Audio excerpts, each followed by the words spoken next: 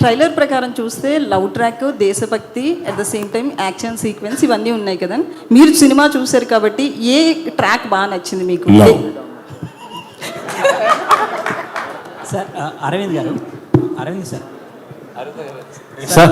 Arvind sir, Arvind గారు, నేను Venkat టెంటీ sir. Sir చెప్పండి. అల్లు అర్జున్ గారు రాకపోవడానికి కారణం ఏంటి సార్? అంటే మొన్న మీరు ఏదో చెప్పారు, కానీ ఇప్పుడు ఏంటంటే నెక్స్ట్ ప్రాజెక్ట్ కోసం ఆయన ప్రిపేర్ అవుతున్నారు. సో అది స్టార్ట్ అవ్వబోతుంది కాబట్టి ఆయన లుక్ బయటకు వస్తుందో అన్న ఉద్దేశంతో రావట్లేదు ఏదో అనేసి వస్తుంది.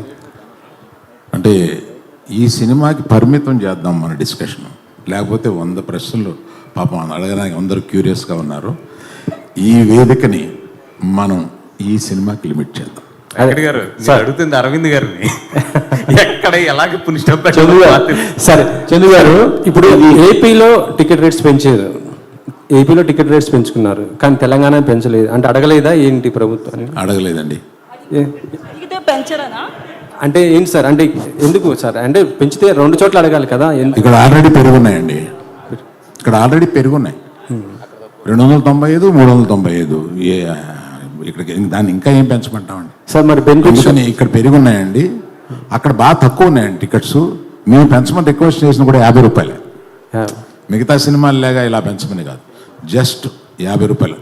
బాబు ఇది కొంచెం రాయండి, స్పెసిఫిక్ ప్లేసెస్లో 50 రూపాయలు మాత్రమే పెంచాము. అది కూడా ఆ ఫస్ట్ వీక్ మాత్రమే పెంచాం, అంతే సార్. బెనిఫిట్ షోస్ ఏమైనా ఉంటున్నాయా? లేవండి, బెనిఫిట్ షోస్ లేదు. అంత బెనిఫిట్ వద్దు.